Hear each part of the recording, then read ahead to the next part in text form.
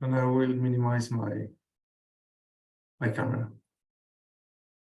Okay, guys, good afternoon. So let's start the class, and let's start the class with these 3 exercises, very simple ones. Please, if you can solve them very quickly, and then we solve them in class.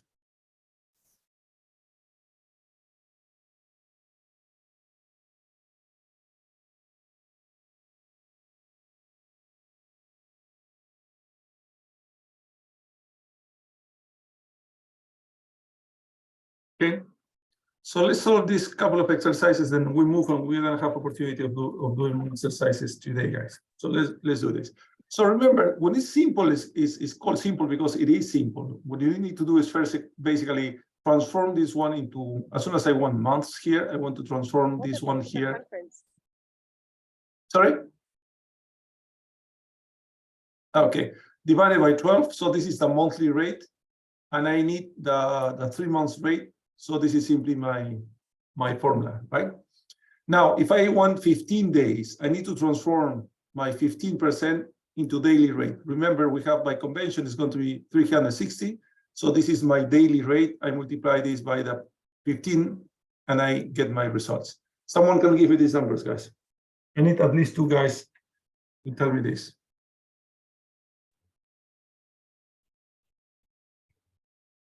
I got 3.75%. Perfect. This is going to be 3.75%. Someone confirm? About the same. It's correct. Perfect. Confirm. Excellent. Now the other one.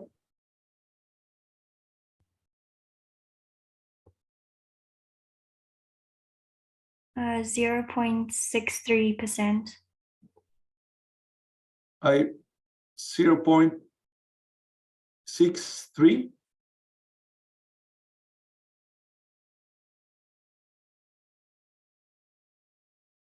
Someone? Yes. I also got that, yeah. Yeah, perfect. So easy, right? This is at the simple interest rate. So now let's go into the compounding interest rate. Remember, the compounding interest rate is also simple, but you need to understand how this works. So this is going to be 1 plus 0.7 to the power of something minus 1. So remember, it's always going to be like that. It's 1.07 to the power of something minus 1.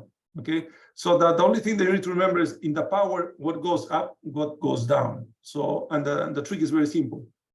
The frequency of this guy goes here, and the frequency of this one goes here.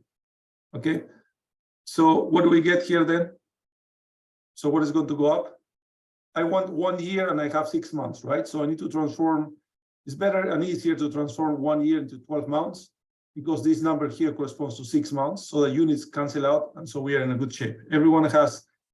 Someone has a question here. Questions? Do you understand this part here? We're going to be doing and using this all the time. So here is going to be 1 divided by 6, correct? Someone can give me these values.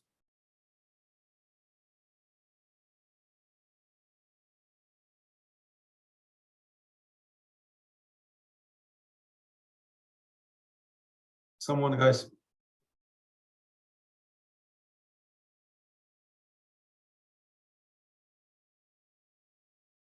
I need your help. I need you to help me computing the numbers here. I got 14.49. 14.49%. Someone to confirm? I have Yeah. the same answer. Excellent. Yep. And what about the lower one?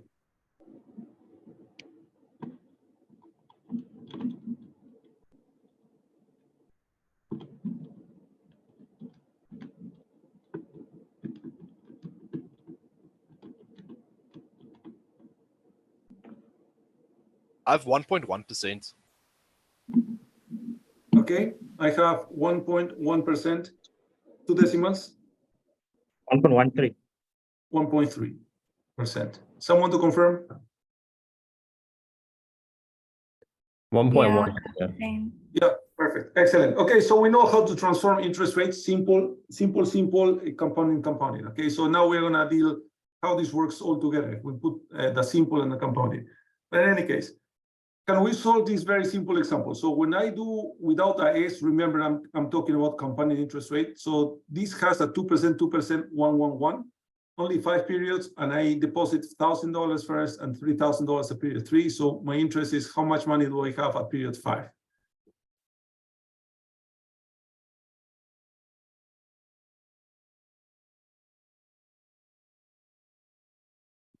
As soon as this is compounding, guys, the easy way to do this is basically moving the monies, adding the monies, right? What is the difference between the compounding and the simple? Is that the simple doesn't consider interest over interest, and the compounding compounds, okay? So the interests are added to the principal, and then you start moving from there. So if I move this $1,000 up to the position of the $3,000, it's going to be $1,000 multiplied by 1.02 to the power 2 times 1.01 to the power 1. So this is the money that I have at period 3, guys. Of this $1,000 are worth this money in the future, correct? Then what I need to do is I simply need to add the $3,000. So this is the complete amount of money that I have at period 3. And then once I have this one, I can move it to period 5.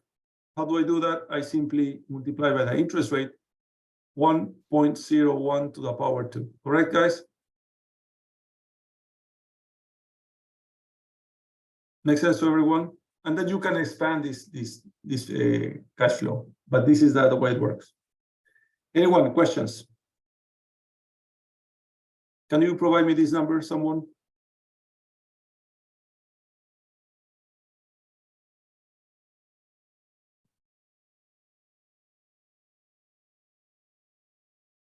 I have 4,413 4,000? 2.23. Sorry. Can you repeat 413? 2 Yep. 0.23. 3. Someone to confirm.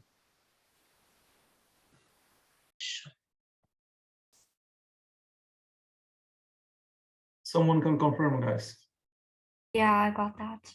Yeah, perfect. Confirm. Excellent. So we have we basically have we have the results as expected. So easy, right? So at this point, we should be feeling confident. So now let's do something, guys, that is called the simple versus compound rate. So what we are going to be doing is we're going to be joining the simple and the compound rates, okay? Because they need to be similar somehow. Yes. So there is a very useful graph, guys, that I always use. So imagine this is time, and this is my interests. Now, the simple interest rate, guys, always grow in the same. It's a linear progression, right? It's a linear arithmetic growth, correct? Now, the compound. So this is my simple, and what about? So this is money. Sorry, this is money. So how the money grows with a compounded interest rate? Well, if it's compounding, guys, it grows exponentially. But what is interesting, it grows in this way. This is my compound interest rate. Do you see that? What is interesting and what is important is that there is a point, only a point. Well, there are two actually when they are 0, but we're not interested about this 0. We're interested about this point here. In this point here, oopsie, you see that these interest rates are the same?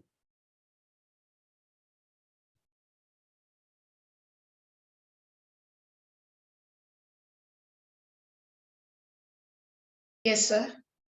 Excellent. So how is this point called? This point here is called the compounding period.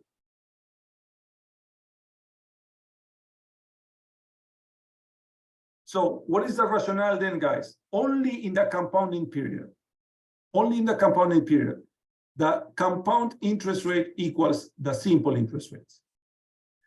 Now, what is interesting is that before, if we have the period is smaller than the compounding period, who is larger? Who's larger, guys? The simple. The simple is larger than the compounding.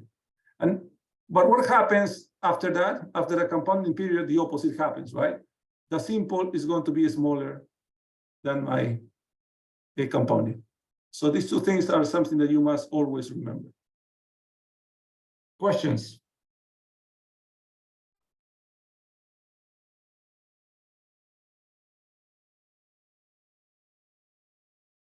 No question. Excellent. So now, guys, what is interesting is let's do examples. You are going to understand how this works, and you're going to see how the tricks works also here. So imagine, guys, that I have a simple interest rate for 1 year, okay, equals 12%. And I will say compounding monthly. Okay, my question for you is, what is my compounding 3 months interest rate? Okay, I will do this and then you do the remaining ones. Well, I have a simple, and the question is about a compounding interest rate. Got it? So the only way I can find this is identifying, first of all, this period here, the compounding period. Why this is important? Because I know that only at the compounding period, the simple equals the compounding. Correct, guys?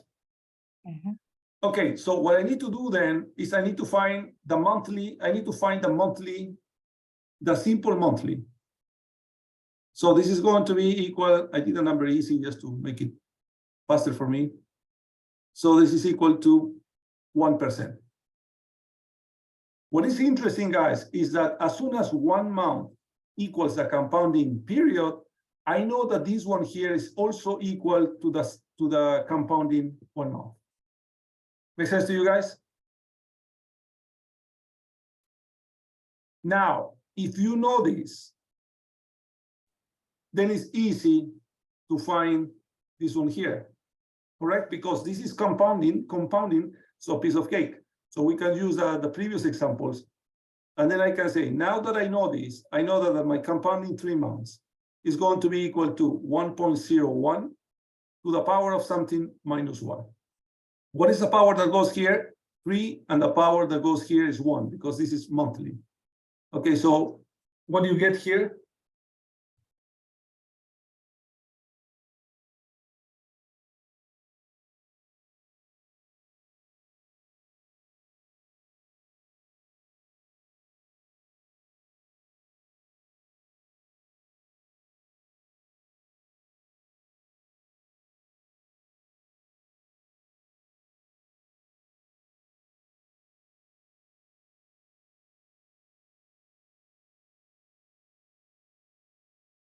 It's 3.03%.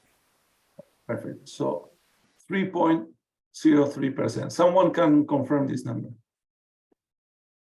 About the same. Excellent. Now, questions, guys. Yeah, Dr. Neva, I was writing something when you started explaining the beginning of that. Yeah. Can you just do it one more Of time real course. quick? No problem. Take a look, guys. So I give you a simple interest rate that corresponds to 1 year, right? So this is what we are saying. This is the data from the example. I know that this is compounding monthly. And my question is, given that you know this simple, give me the effective interest rate for 3 months. So there is no way that you can transform this directly. Okay, so the trick is always, remember this one here. When the simple equals the compounding, only in the compounding period. So what is a compounding period in this case? 1 month. If I have the simple for 1 year, what I need to do first is compute the simple for 1 month. So it's going to be 12 divided by 12 multiplied by 1 equals 1%. Now, as soon as this 1 month equals to the compounding period, I know that this simple is exactly the same as a compounding interest rate, correct? So now that I know the compounding interest rate, 1 month, now I can transform compounding income into compounding interest rate. This is 1 month, I need 3 months. With simple, I use the number 2 exercise. It's going to be interest for 3 months equal 1.01 to the power 3 over 1 minus 1, and your colleagues found 3.03. Okay. Okay, this is very straightforward, very simple. Questions, guys?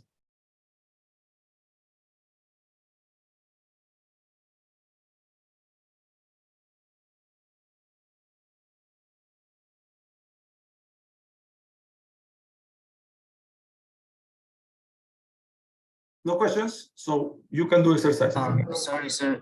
Yeah, go ahead. With the calculation, I'm getting 0.03.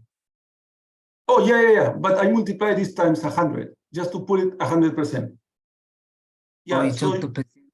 yes, Oh. yes. So this should be 0.0303, right? Oh, no, I see. It's fine now. Thank you. Yeah, perfect. Okay, so if you copy it, can I move? Let me record this one here. Yes, you can move, Prof. Perfect, thank you. So let's do all the clear, and then we do exercises for you guys. So let's assume the following. Let's do exercise number 1. So let's assume, guys, that you have a simple 6 months equals 5%. Compounding each 2 months. Okay, find the effective 1 year.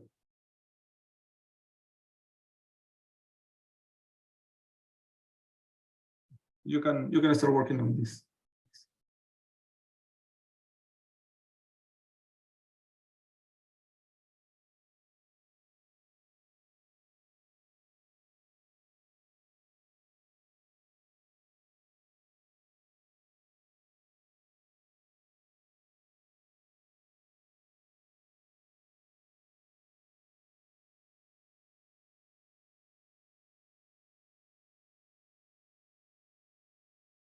Let's assume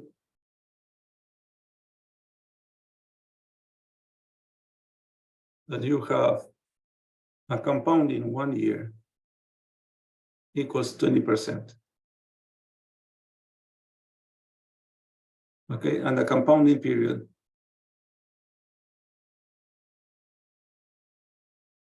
each month. What I want is you to find a simple 6 months.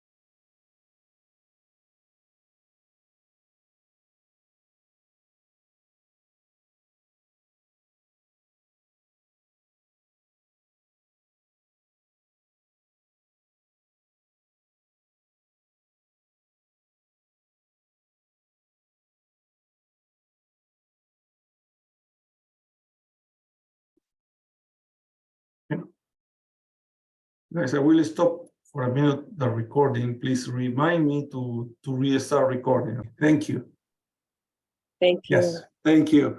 So this one here, okay, I repeat this part here. So remember, I have a simple for 6 months, and I know the compounding period is 2 months. And I requested you guys a compounding interest rate for 1 year. So remember, you cannot transform this one, the simple, into compounding immediately. What you need to do first is find the equivalent interest rate simple that corresponds to 2 months. So this is going to be 5% divided by 6 multiplied by 2, correct? So this is equal to what?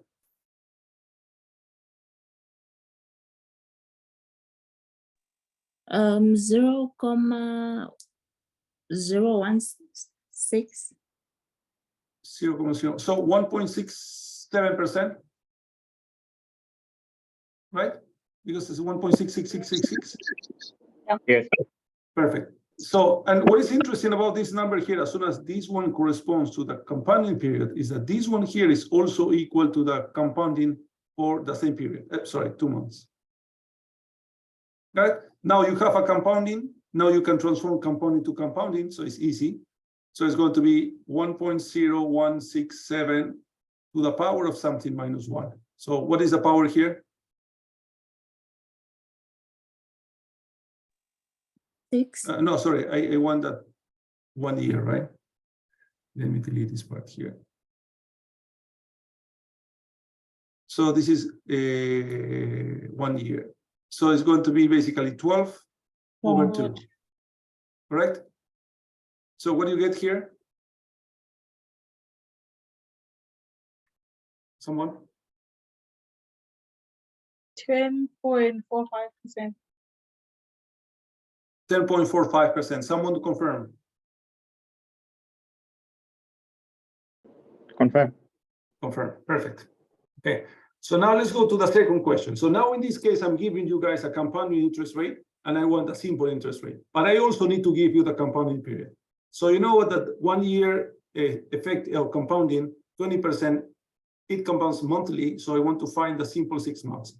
What I need to do in this case, I need to first find the compounding 6 months, the compounding for 1 month, because what I need is a compounding period. This is going to be equal to 1.20 to the power of something minus 1. So this is going to be 1 over 12. Agree with me? Yes. And this is equal to what? 1.53%. 1.53%. Someone to confirm. I have the same 10%. answer. Yeah, excellent. And as soon as I'm talking about the same compounding period, this one here is also equal to the simple 1 month. Now we have simple. So this is simple, this is simple. From here, I can say simply, my simple interest rate for 6 months is going to be 1.53%. This is divided by 1 times 6, right? Because this is monthly rate. So what do we get here? Someone?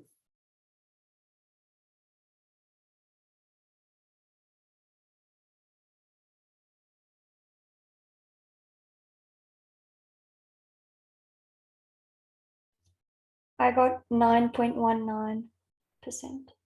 1.19%. Someone to confirm? I have the same answer. Excellent. So we are okay. Questions, guys, up to now?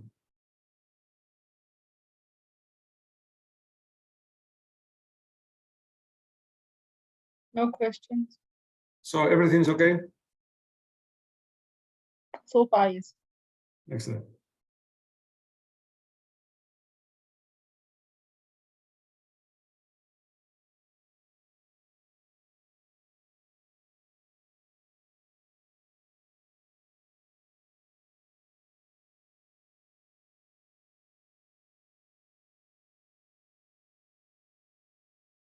Okay.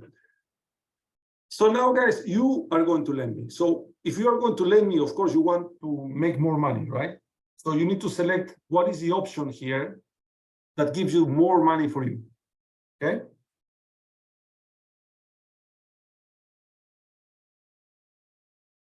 So let's do question A. So the loan is only for 15 days. So which one do you prefer to use, guys?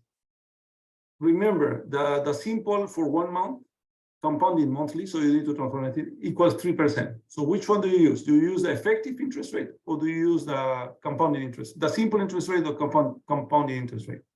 That's the question. Which one do you use?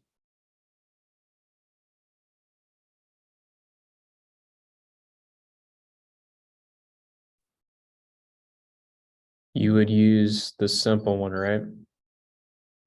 Why? Because it's the period is shorter than the compounding period or whatever, or compounding. Yeah, compounding period is Period, yeah. correct. So the simple will be higher. Exactly. And we can show that, okay? So if you give me $10,000, guys, and then you are going to charge me, and we just compute the interest, and you charge me the 15-day 3%. So you multiply, this is 3% simple, okay? Divided by 30, multiplied by 15, right? So this is my 15-day simple interest rate. So what do we get here? Someone can confirm that? Can tell me that?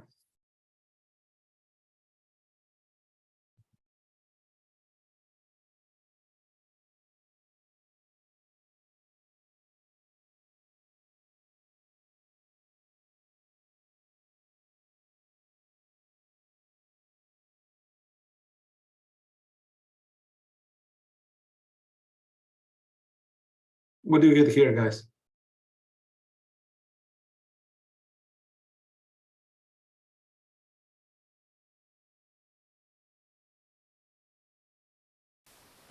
I got 15,000.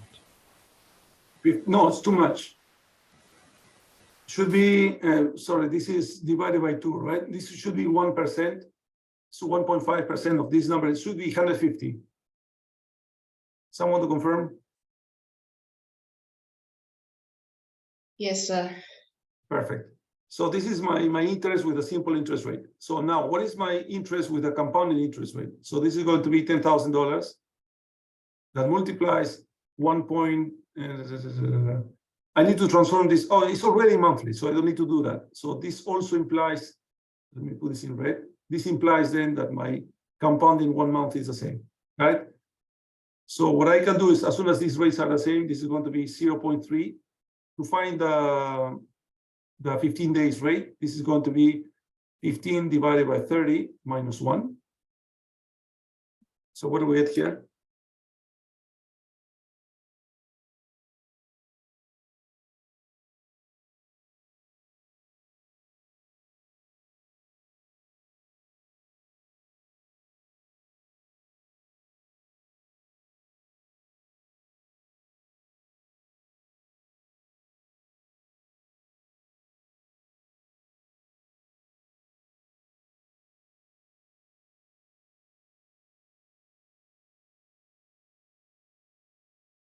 I'm getting 148.89. Yes, it should be, I don't know exact number, but should be 0.89. 9. Make sense? It is proven then, guys, that if the period is less than a compounding rate, what is better for you is to charge me simple interest rate. Correct?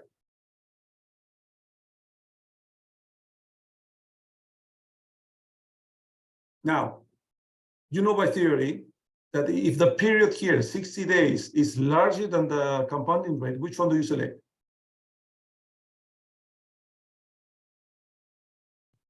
The compounding. The compounding, you know that, okay? So I will do this only to show you that this is true. So if we decide to use the simple interest rate, this is going to be 3% is for 1 month. I need this for 2 months. So this is 6%. Is $600, correct? Under the simple interest rate.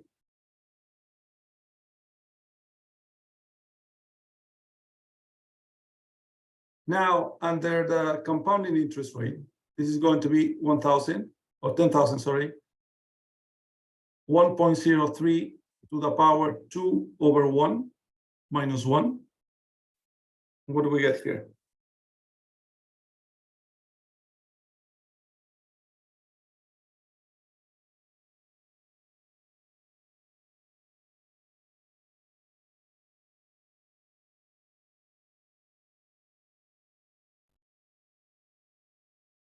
What do we get here? 608. 608. Yeah, that's what I got. Yeah, perfect. So as you can see, guys, when the rate sorry, the period is larger than compounding rate, which one is better? The compounding rate. Proved. Questions? I have a question. Yes, please go ahead. So for the 15 days one, so for the first interest, the 1 month simple interest compounding monthly rates, it's at the compounding period basically, right? Yes, yes, I did So it just for make it easier. Otherwise, you Yes, need to but- transform like this. Yes, but why is it then, if it's at the compounding period, why is the interest different for simple and compound? What makes the compound? Wait. Smaller. Why they are different? No, they are equal. Remember, the simple equals the compounding in only if in the compounding period. Do you agree? So there is only one equality here. This is the point. Yes, Everything else. So if I go 15 days, so this one here is 1 month. If I'm talking about 15 days, Oh, obviously the simple is going to be that's less. larger than the compounding. Do you agree? Okay, yes, I see it.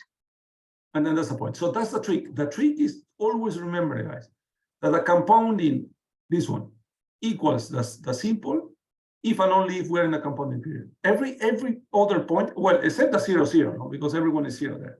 Every other point, they are going to be different. Now, how different? It's not that the people always try to confuse that that the compounding is always larger than the simple. This is false. Okay, it is true for this period here, but it's false for this period here.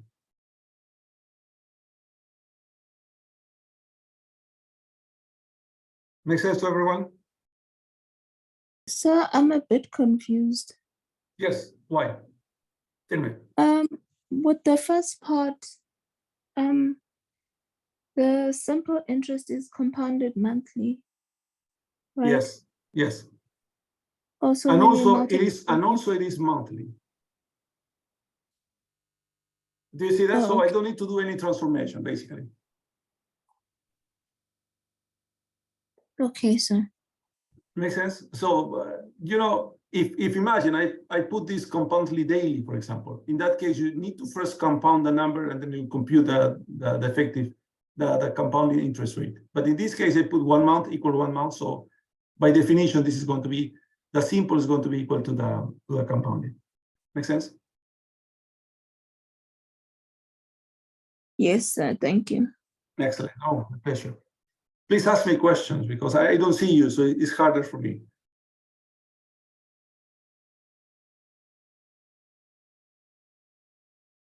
Okay, so we can continue.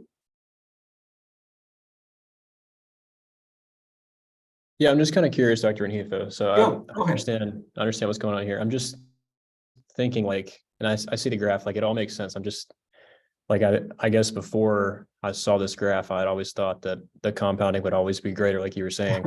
Right. So I'm just thinking like, why would it not be, I guess? Is it because there's Oh, not, It there is, hasn't been enough time to yes, to compound catch it yet? up.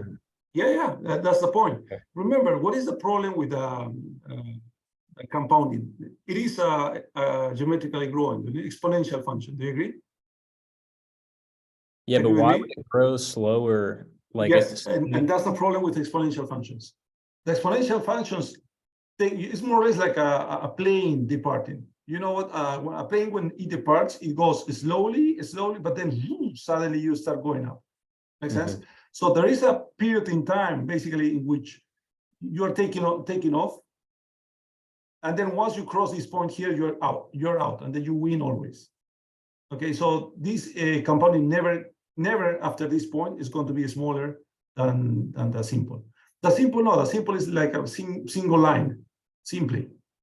Right? Now, of course, this compounding period makes a lot of sense. It makes a lot of difference because I can have a compounding period of 1 year, very long, but I also can have a compounding period of 1 day. You see that? In that case, if the compounding period is 1 day only, the simple is going to be better than the compounding only for 1 day. Do you see that? okay, yeah. Now, if you go to the limit, instantaneously compounding. So in that case, always the compounding interest rate is going to be larger than the simple interest rate. But the condition is that your compounding period is instantly, is less than a second. Make sense? Yeah, like I said, I mean, it makes sense. It's just counterintuitive, so I'm gonna have to wrap my head around it, I guess. But Yeah. That's what I'm doing this, guys. That's why I'm trying to tell you there is something that you need to understand. And you know why this is important? You do the following example, okay? I think I can use this part here. Do the following example, okay? And that's one of the tricks, guys, of microfinance institutions. So you do this. What microfinance institutions do, guys, is imagine, they tell you, hey, my interest rate, simple interest rate is going to be, well, worldwide average 3 years ago, guys, before the pandemic was 40%. And there are no more numbers from 2019 onwards. However, what I heard from my colleagues is that interest rates after COVID have jumped even to 60% per year, okay, microfinance. So let's assume that I have a simple 50%, okay? So what is the trick of microfinance institutions? Okay, so you tell me what is the effective, so this is for 1 year. What is the effective, let me change only the compounding period. Compounding annually. Okay, let me change this to compounding monthly. These are different examples, huh? And let's do this compounding daily. Okay, so what I want from you is give me what is my compounding interest rate for 1 year. That's all what I want.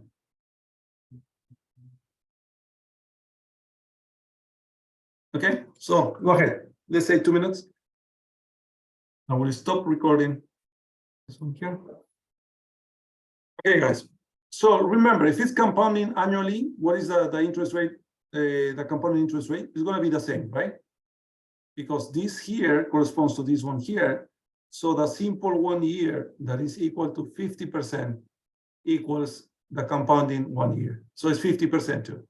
Everyone agrees with me? Yes, sir. Yes. Yes. Okay, so now what happens if my simple is compounding monthly? What I need to do first is I need to find my simple for 1 month. So this is going to be 50 divided by 12 times 1. So this is equal to what?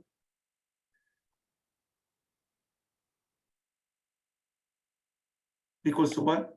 it's 4.17%. 4.17%. As soon as this 1 month equals the compounding period, this is equal to the compounding 1 month. I have compounding 1 month, I can transform this one here into a year. So my compounding 1 year is going to be equal to 1.0417 to the power 12 divided by 1 minus 1. What do you get here? 63.27. 53.27%. Do you see, guys? 63. Sorry? 63. Oh, 6.3 is. Yeah, I don't know if I'm mistaken. Yeah, someone to confirm? Yeah, I got that as I well. also got Yeah, 63. 63. Okay, so take a look, guys. You see that this 60, depending on the compounding period, it can become as a compounding rate that is much higher. And so that's why microfinance institutions, they can tell you, you can have 2 microfinance institutions. One tells you 50% compounding annually, but another one can tell you compounding monthly. And most of the people of microfinance institutions, guys, they don't understand what is compounding. They have 0 clue. This is one way of telling them, instead of charging you 50%, I will charge you 63%, and you are not going to even realize that. Now, what is more catastrophic is when you have the daily. Take a look at what happens to a daily. So the compounding is daily, so I need to find my simple for 1 day, correct? So this is going to be equal to 50 divided by 360 times 1. So this is equal to what?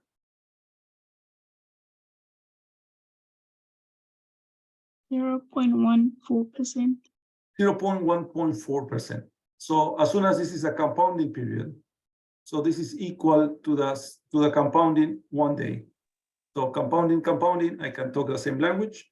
So the compounding 1 year is going to be equal to 0.0014 to the power 360, right? divided by 1 minus 1. So what do we get here?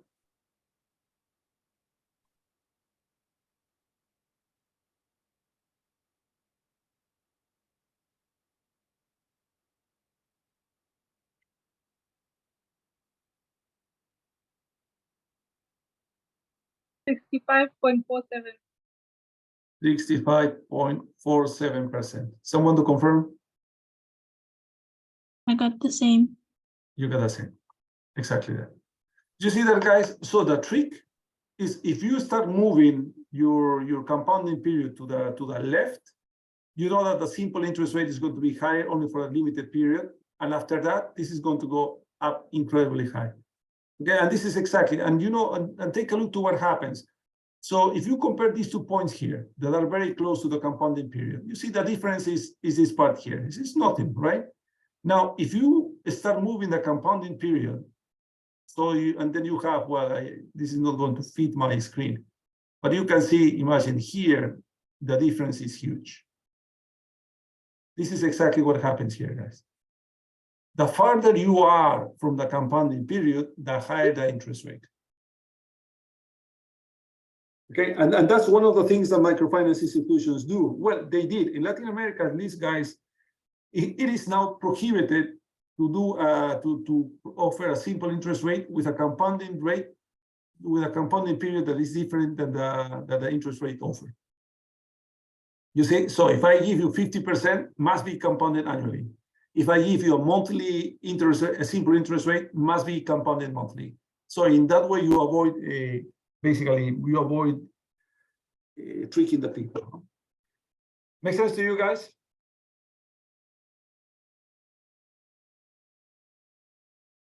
Yes. Perfect. Okay, so we can move.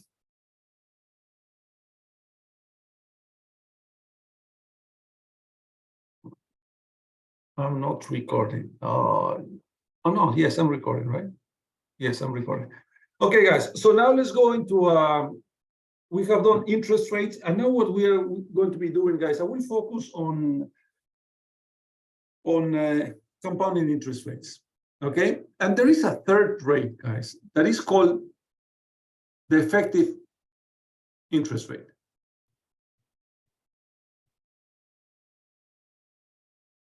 So what is the effective interest rate?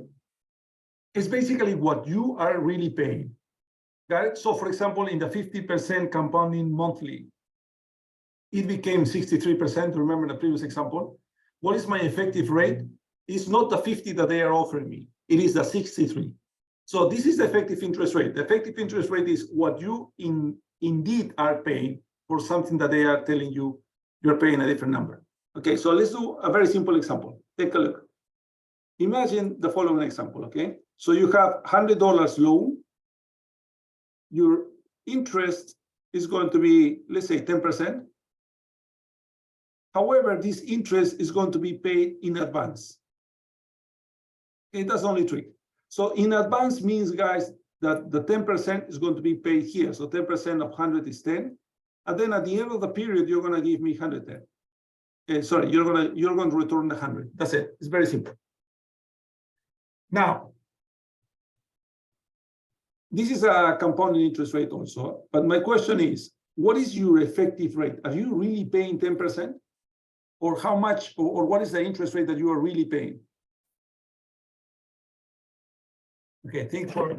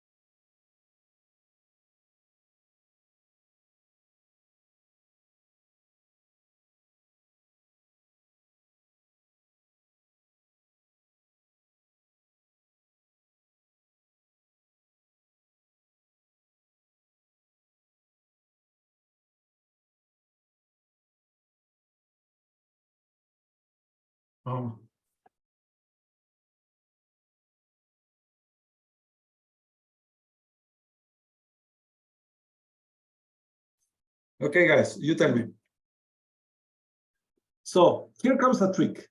Okay, when you have cash flows that have inputs and outputs, you cannot work like that. What you need to do is you need to net the cash flow. Okay, so you need to net the cash flow. What is netting the cash flow? Simply, this is positive and negative, you simply net. 100 minus 10, this is 90, correct? So this cash flow, guys, is equivalent to this cash flow. Agree with me or not?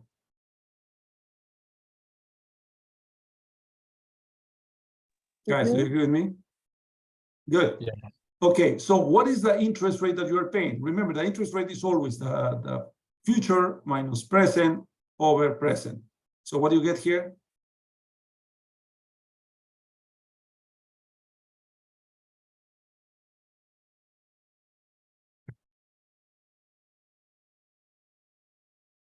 Guys, I need your help. Otherwise, we will 11.11%. 11.11%. This is what you are really paying. This is what is called your effective interest rate. Do you see that? You understand what is the concept of effective interest rate? The effective interest rate, guys, applies to simple interest rate, compounding interest rates, applies to anything. Okay. Now, for this particular case, guys, and there's another thing. This one here, let's call it IA. This is interest compounded in advance. And let's call this one here at maturity or arrears. Okay. Arrears. I will put IB. Okay, so this is the normal one, arrears, at the end.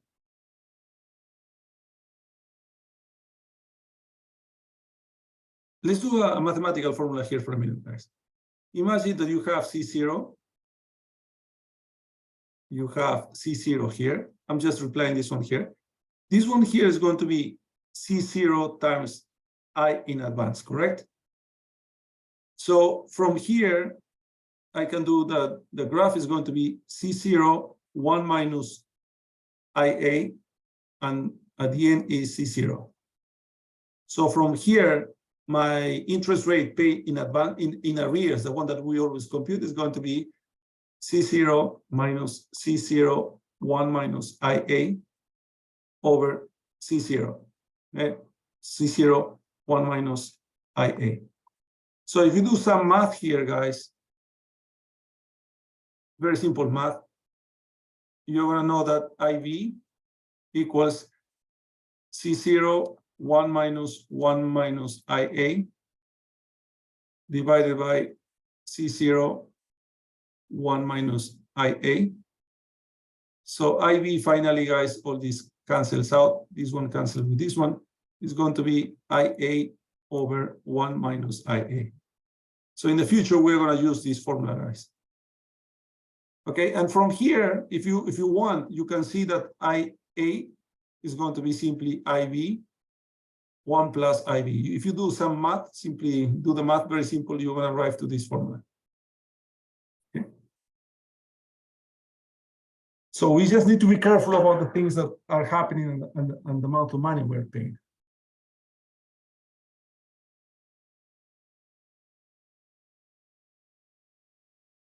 Another example.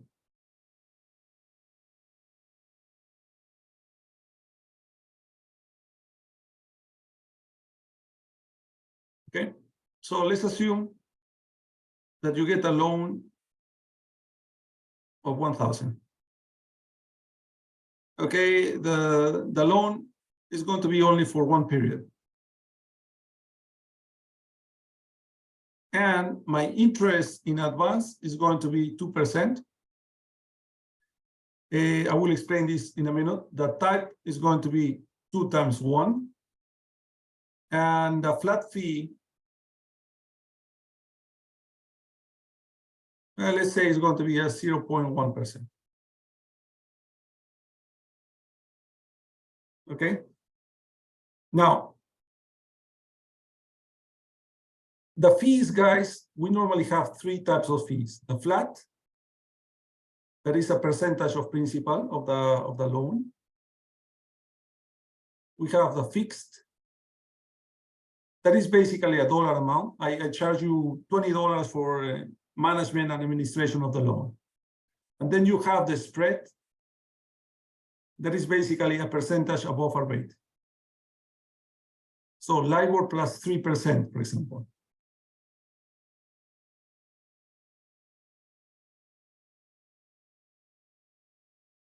Okay, for example, LIBOR plus 3.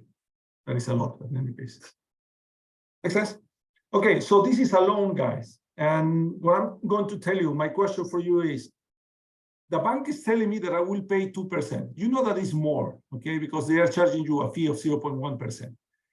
It's in advance. Remember, if it's in advance, you know that the effective is going to be higher. Now, what is this type 2 times 1? Let me explain you what is this 2 times 1. And this happens always a lot in cooperatives or microfinance. So this implies the following. If you want to get a loan of $1,000, how much money you need to save first in the bank? $1,000 divided by 2. So you need to save $500 in the bank. Okay? So you deposit $500 in the bank, and the bank is going to give you $1,000, 2 times what you have deposited in the bank. Now, normally this doesn't work like that. It doesn't mean that you put in a single round 500 and then you get immediately 1,000. So what the banks do normally is they want to see first 2 things: that you are able to pay, and that basically you're organized and that you really pay. You have a very good discipline, so you deposit, imagine, monthly. Got it? So the bank measures how reliable you are, how responsible you are, etc. And basically they tell you, once you get to $500, I will give you $1,000. But you need to arrive to this $500, imagine, in 5 months. You need to deposit $100 in 1 month, $100 in 1 month, etc. Okay? So this is this type 2 times 1. Okay, so you have all the pieces of information, guys. Can you please solve this one here? Give me what is the effective interest rate. Basically, what is the interest in arrears that you're going to be paying for this loan? Let's say that you have 2 minutes. Build your cash flows. The trick is to build your cash flows, like this one here. Once you have your cash flow like this, net the cash flow, and once you have the net cash flow, it's very simple to do the computation. Okay, guys, 3 minutes. I don't know where I have stopped. Well, I don't know. But in any case, so we were talking, guys, about the cash flows. We're going to be talking only about cash flows, not the way we build cash flows. And one concept that is really important is opportunity cost, that is called the next best or the second best. But it's basically what realistically I can obtain with my money if I don't have this project. Okay, there are 2 ways of computing to see 3 ways basically to see if we want to do the project or not. One of them is called the net future value. You move all the cash flows to the future, and the difference between the future value of the cash flows, positive cash flows, minus the future value of the negative cash flow, simply is what you are going to make over the opportunity cost. This is the net future value.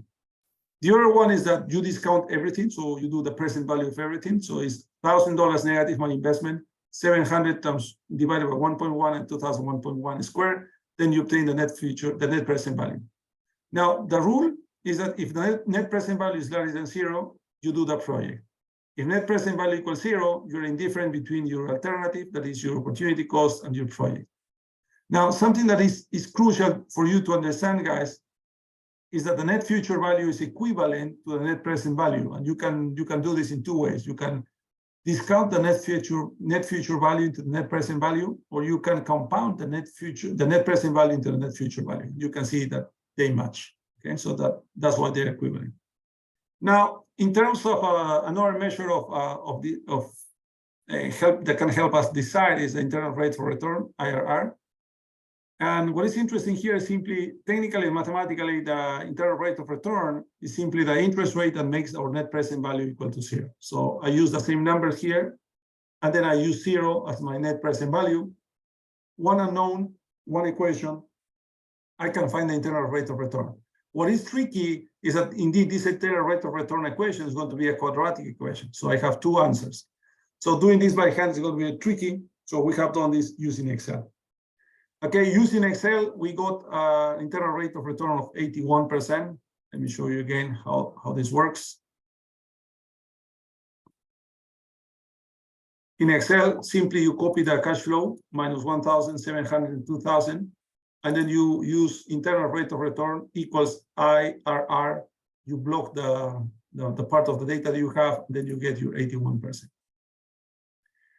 Okay, so let's continue sharing this one here. Prof, maybe another question. In the Yes, go ahead. assessment, when calculating the net present value and the net future value, are we also allowed to use the Excel or a financial no, calculator? not for the net present, but you don't need to use a computer for net future value and net present value, right? But Okay. for the internal rate of return, I can give you this number. I will give you this number. Okay. Okay. I gave you some documents to replicate, and those documents are going to show me that indeed you know how to do this in Excel. You need to know this in Excel, guys, for sure. Okay. Real life is Excel at this point. Now we can use other programs, but I want you to at least know the internal rate of return.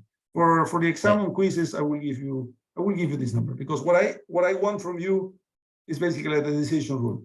So what is my decision rule here, guys? If my internal rate of return is larger than my opportunity cost, then do the project. Make sense? It's obvious, right? If this project here produces more than 10%, come on, I do the project, right? In this case, 81% is much larger than 10%. So what is my conclusion? Do the project. Make sense to everyone? Yes. Excellent. Questions up to now?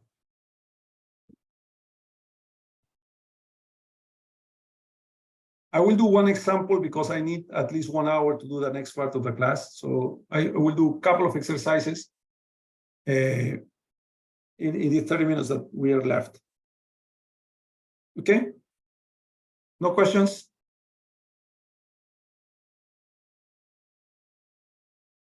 Okay, so let's do some exercises for you. And let's start working. So let's do the first example, guys. Let's assume that I have the following cash flow. I got a loan for $1,000. Let's do 1, 2, yes, 3. Okay, then I have 1%, 1.5%, let's say 2%. Okay, so what I want you to tell me is how much money I will pay at the end of the day. What is CF? You see my screen or not? Yes, we can see it. Oh, good. So I want you to tell me what is my CF. Then I want to tell me what is my 3-month. So let's assume these are months, okay? What is my compounded interest rate for 3 months? And I want you to tell me what is the monthly average interest rate? The monthly average interest rate. Okay, so this is our first question.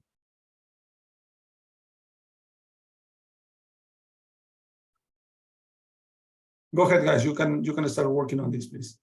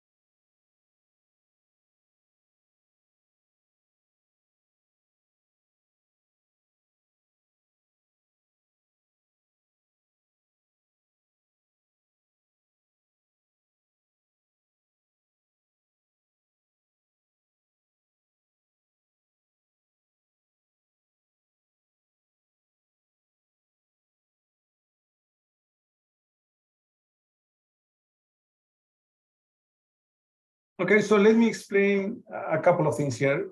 The example one is very simple, it's straightforward. This example two, guys, is a real life example that I analyzed, and it was for me it was a very interesting example. So in Peru, we have one place that is called Gamarra. Gamarra is a place in which they produce clothing, they produce shoes, they produce a lot of things. And what was interesting, guys, back in the 90s, beginning of the 90s, perhaps, beginning of 90s, they became very famous because they were doing pirate products for Colors of Benetton, you know, and so Colors of Benetton went to Peru, the owner and all the big guys went to Peru and sued Gamarra. So they went with the police to close Gamarra because they were pirating, you know, pirating Colors of Benetton. And the Colors of Benetton were sold everywhere in the world, but produced pirating. So it was bad. So what was interesting is that when these guys, because the owner was there, or the owners, I don't remember.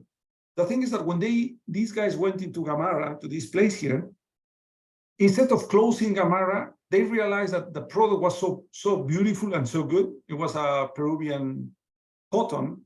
So that they decided, instead of sending these guys to the jail, basically to hire them and to do a partnership. And up to now, they produced a lot of things with them.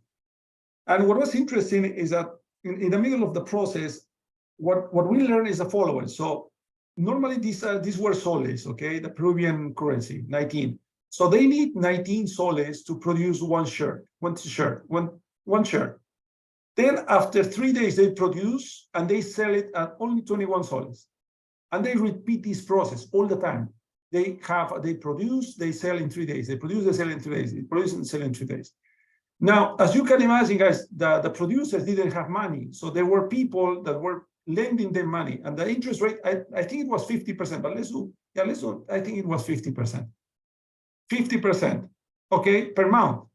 So you need to pay me 50% per month. So this is the rate, the interest rate that I will charge you per month, guys. My question is, if you can do this production and selling in 3 days, every 3 days, do you take the loan or not?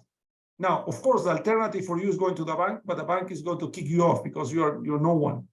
You're a small business that you're working with your family. No one is going to hear you. The banks don't like you. So this is the only option that you have. Now, do you take this option? Yes or not, and why? Okay, so this is this one here. Now, the third example is a typical way of tricking the people. Okay, take a look to the following. I will give you $200 and you're going to pay me 110 and 110. Make sense? So what is the interest rate for the period? Very simple. Sum 110 plus 110 minus 200 divided by 200. Okay, so this is 20 divided by 200 is 10% for 2 months. Well, but this is a rate for 2 months. So if 10% is for 2 months, indeed 5% is per month. Question, is this true? If it's not true, what is the true effective interest rate?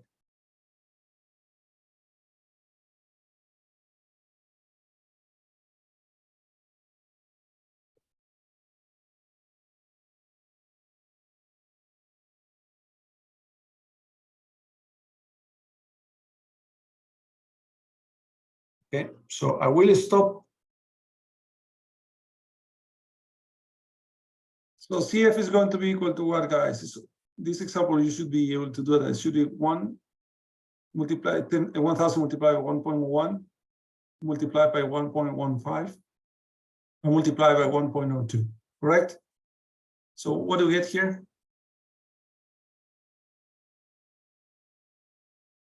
$1045.65. Sorry, 1045.65. Someone to confirm?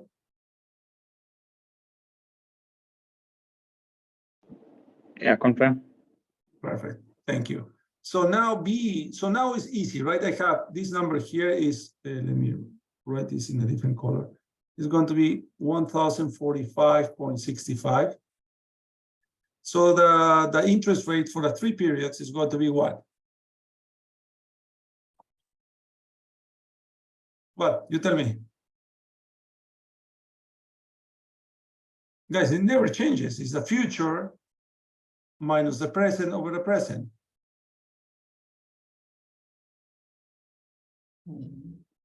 So this is equal to what?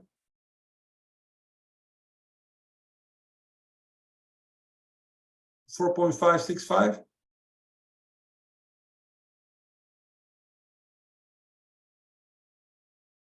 Yes or no?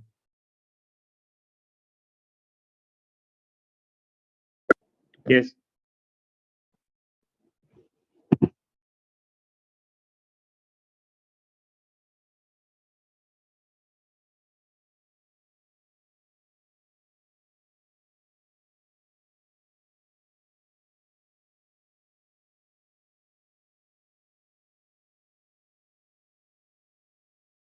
Okay, so now your question is a tricky one, and the people make a lot of mistakes. What is the monthly average interest rate? Well, what the people do is they simply divide this by 3, right? However, that works if we have a simple interest rate. But as soon as this is a compounding interest rate, what is the correct technique to find the monthly interest rate? Indeed, what they are asking me is, what is this one here? Can we compute this one here, knowing this one here?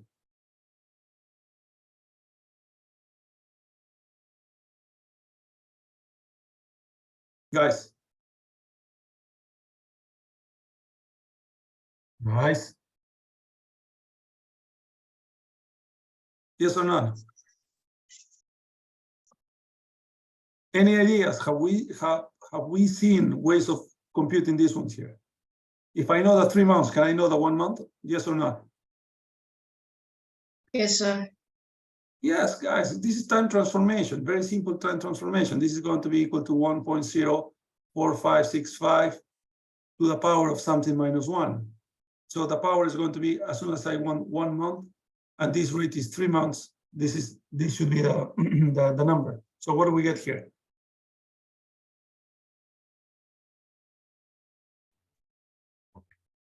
$1.5.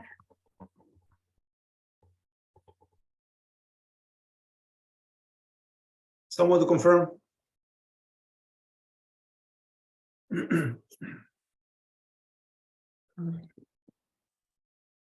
Someone? Confirmed. Confirm. Perfect. Perfect, guys. Okay, questions for the first question.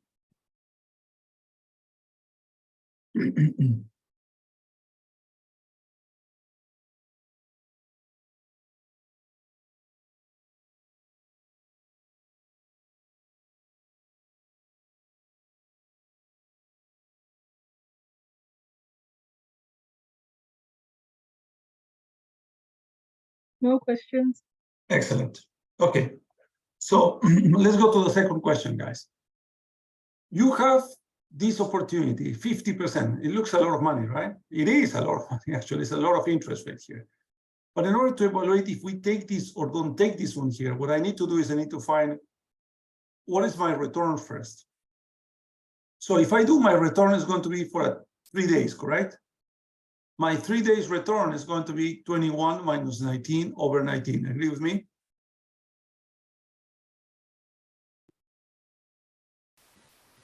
What do we get here? This is my return, the return of my sales on my shirts.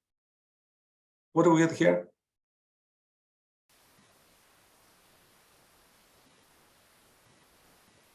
Someone?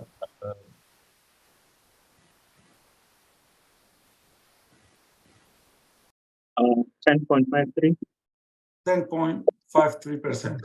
Someone to confirm? Confirmed. Perfect. Okay, but now my interest rate is 30 days. So what I need to do is, if I know that this is 3 days, and I know that I can do this project every 3 days, so I sell, I produce, I produce and I sell, I produce, I sell, etc. What I need to do is I need to find this one for 30 days, correct? If I know the 3 days rate, can I compute the 30 days rate? Yes or not? Yes. Yes, it's the same time transformation. This is going to be equal to 1.1053 to the power of something minus 1. What power goes here? 30 and below 3, correct? So what do we get here?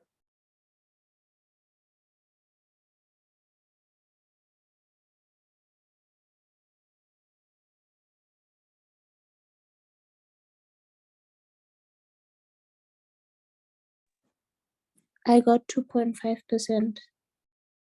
2.5, no, it's too small. Should be much than that because 10% is per 3 days, right?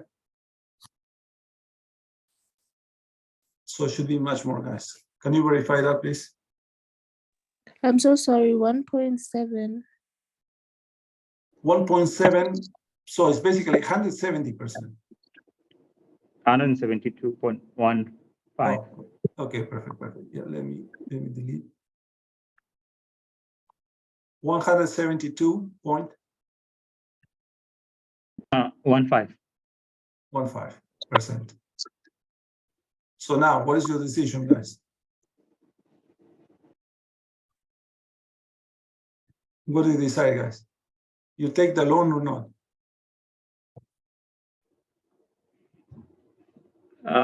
You take the loan. Yeah, of course. 172%, that is your return, is larger than 50%, that is your cost. Obviously, take the loan. Make sense? And indeed, this is what happened with these guys. The 50% look, it is incredibly expensive, guys. Imagine 50% each month. What is the interest rate per year? It's a monstrous number. Agree? The thing is that what happens is if you don't have options, okay, you take it.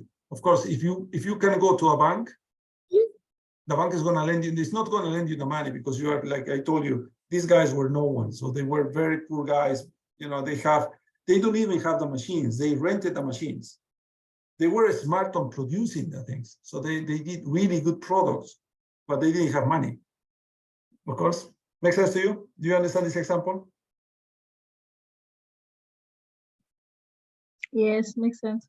Okay, perfect. So let's go to the last one.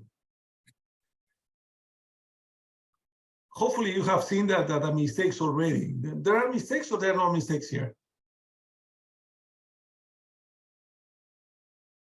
So if I tell you guys 5% per month, that's it. Is it true or not? No, it's not true. Why not? What is the first mistake that we're making here, guys? And that's something that I stressed from day one. What is what I have to stress to you? Can I sum numbers that are in different periods of time? No, you have to convert them to the same. Yeah, period. exactly. So this one here is the first mistake. Do you agree? And from this mistake, everything is wrong, guys. And I will show you that everything is wrong if you believe that indeed is 5%.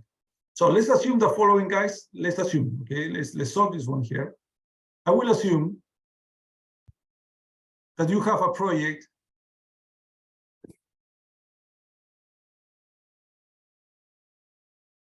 that produces 5% per period.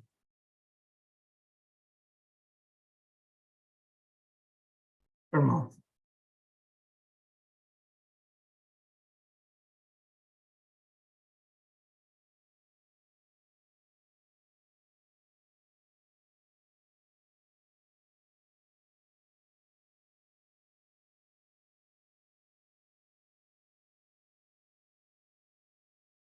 Okay, so let's assume that we have a 5% per month.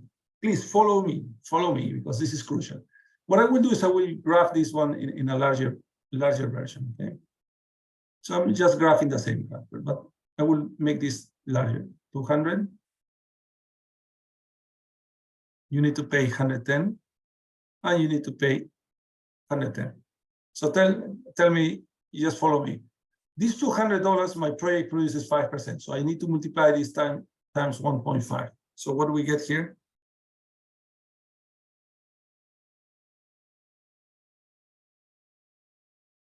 What do we get? 210. Do you agree? Well, I need to pay the 110 to the bank. I'm left with $100. Everyone is with me?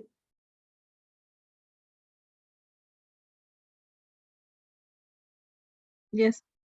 Okay, perfect. Now I have $100 that I invest again in my project. So this is going to produce 5%.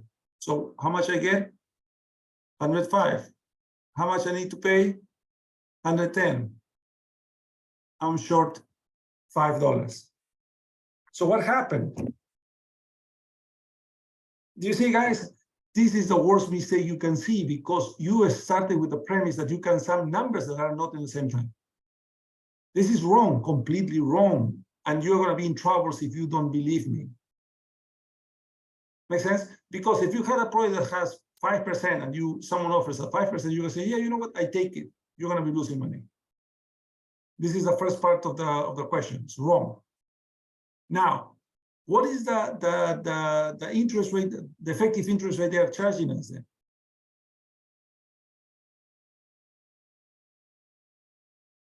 How do I compute that? So the question is,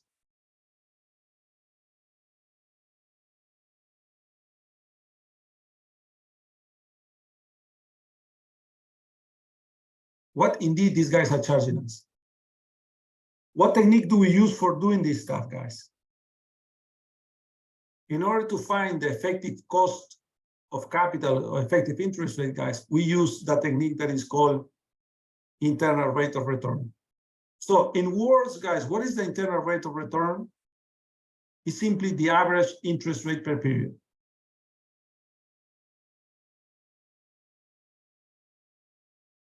So this is the definition of the internal rate of return. Got it? So this one here, how do I compute the internal rate of return? Do you remember? Well, is the technique, is the value that makes my net present value equal to 0. In this case, it's going to be 200 minus 110, 1 plus internal rate of return, minus 110 divided by 1 plus internal rate of return squared. And I make this number equal to 0. As soon as we cannot do this in this class, we're going to rely on Excel, and we're going to get this number. So let's go to Excel. So how do I? Yeah, so let me share my Excel again. So what I will do is I will put here my cash flows. Okay, so I have 200 positive, I have 110 negative, and I have 110 negative. You agree? So basically, my equation is going to be equals internal rate of return of my cash flow here. Enter. This is my internal rate of return. Let's do 2 decimals. 6.6%. Everyone is with me or not? 6.6%. You remember this number? 6.6%. So let me go back to my whiteboard. Okay, so my internal rate of return equals 6.6%. So this is the minimum, guys. This is the minimum I need to have in order to pay back my debt.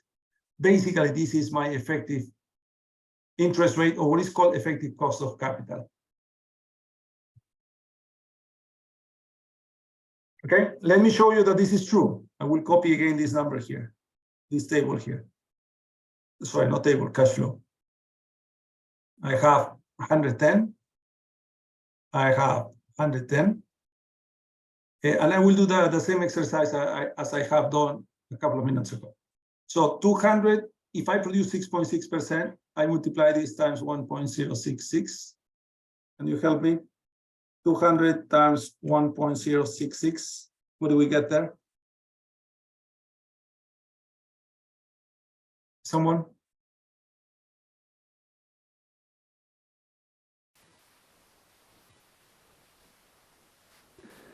$213.2. Sorry? 213.2. 213.2.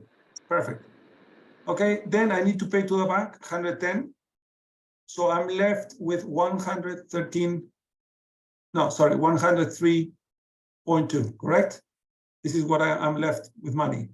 Then I do the same investment. So times 1.066.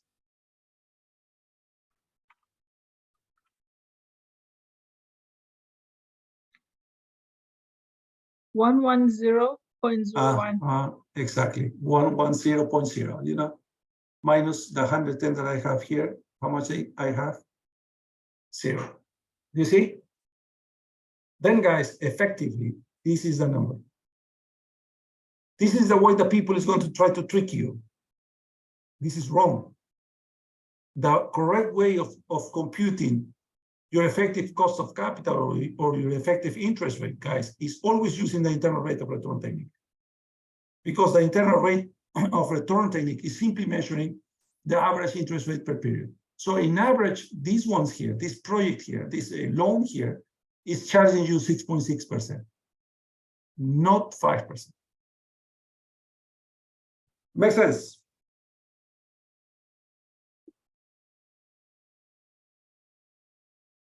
Okay? Yes, it makes Perfect.